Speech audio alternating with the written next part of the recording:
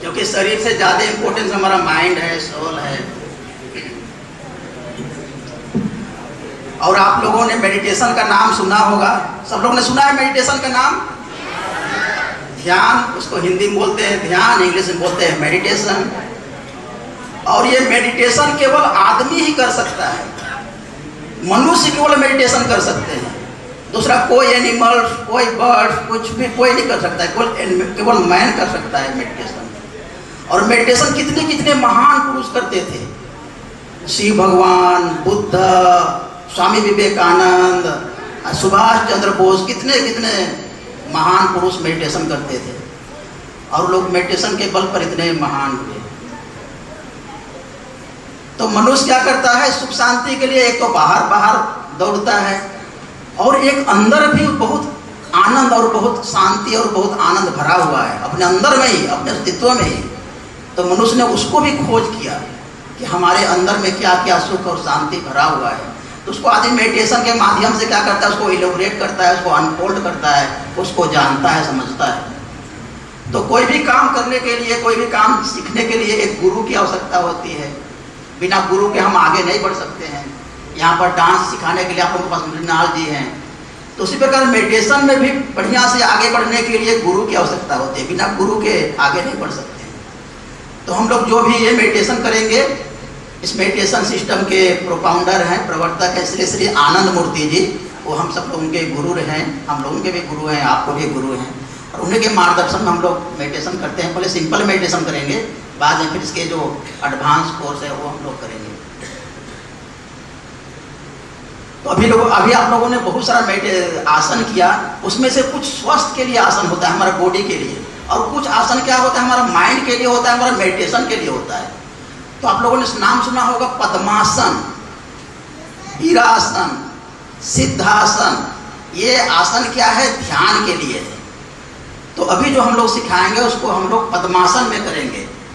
तो पद्मासन आप लोग सब लोग बैठिए ऐसे पद्मासन, एक पैर को यहाँ, आप लोगों ने देखा होगा शिव भगवान को, सदाशिव भगवान को ऐसे बैठे हुए पद्मासन में। पद्म, पद्म का मतलब होता है कमल, लोटस। और कमल क्या होता है कि पानी में होता है, लेकिन पानी को कभी भी वो टच नहीं करता है। यदि आज खूब बारिश हो गई तो सुबह देखेंगे कमल और उससे ऊपर हो गया, तो कभी भी टच नहीं करता है। तो पद्मासन का मतलब क्या होता है? हम संसार में रहेंगे, संसार में रहते हैं, संसार के सारे चीजों को फेस करते हुए हमारा मन जो रहेगा परमात्मा की तरफ, असीम आनंद की तरफ हमारा मन एकदम उसको टच करेगा, स्पर्श करेगा, उस अनंत सत्ता को, उस आनंद को, हमारी आत्मा को स्पर्श करेगा। इस प्रकार पद्मासन इसका मीनिंग है, मन को हमेशा हाई रखता है ये पद्मासन, जो हमारे ऋषि मुनियों ने रिसर्च करके बताया है। और क्या करेंगे, जो माइंड हम लोगों का है, ये माइंड बहुत पावरफुल है। इस माइंड के बल पर ही आदमी ने हवाई जहाज का आविष्कार किया, रॉकेट का आविष्कार किया। इस माइंड के बल पर ही आदमी यहाँ भी चांद पर जा रहा है, मंगल ग्रह पर जा रहा है। माइंड में इतनी पोटेंशियलिटी है।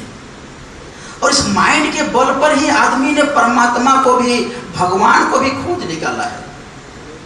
और उन्होंने बताया है हमारे ऋषि मुनियों ने कि भगवान जो है, आनंद जो है, भगवान का नाम मतलब यह नहीं कि भगवान का मतलब होता है, परमात्मा का मतलब होता है आनंद, शांति का सागर, आनंद का सागर, ब्लिस का सागर। वो आनंद, वो परमात्मा है, वो परम पुरुष है। और क्या कहते हैं हमारे शास्त्र, हमारे ऋषि क्या कहते हैं? वो सब जगह है, उस सब जगह अवेलेबल है। किस प्रकार सब जगह अवेलेबल है? तो हमारी जो इंद्रियां हैं वो केवल फिजिकल चीजों को देख पाती है, क्रूड चीजों को देख पाती है, हमारी जो आंख है, कान की। लेकिन जो हमारे चारों तरफ हवा है, इसको अनुभव नहीं कर पाती। हमारे चारों तरफ हवा से भी सूक्ष्म आकाश है, ईथर है, उसको भी अनुभव नहीं कर पाती है। तो परमात्मा का जो प्यार है उस हवा के साथ मिला हुआ है, इस आकाश के साथ मिला हुआ है। और आकाश इतनी पावरफुल है कि इस आकाश में ही सारे पृथ्वी, सारे सूरज, सारे तारे, सारे ग्रह, सारे नक्षत्र इसी में तैर रहे हैं। इस आकाश इतना पावरफुल है। और आकाश क्या है? ये हमारे चारों तरफ है, हमको भी आभास ही नहीं होता आकाश का। ये आकाश हमारे चारों तरफ है, उसकी विस्तार एकदम हमसे शुरू होती है। एकदम हमारे सामने से होती है, पूरा अनंत तक जाती है और सीम तक जाती है, उस आकाश की सीमा जो हमको स्पर्श कर रही है। और ये हमारे अस्तित्व के लिए कितना जरूरी है, हमारे भोजन से, हमारे पानी से ज़्यादा जरूरी है। जितनी चीजें सूक्ष्म होते जाती है उतनी हमारे लिए वो बहुमूल्य होते जाती है। जैसे हम भोजन 3 बार करते हैं, पानी 4-5 बार पीते हैं, लेकिन हवा हमको हर एक क्षण में चाहिए। हवा, बिना हवा के हम जी नहीं सकते। तो हवा भी हमारा भोजन है। हवा हमारा भोजन है, हम सोच ही नहीं पाते।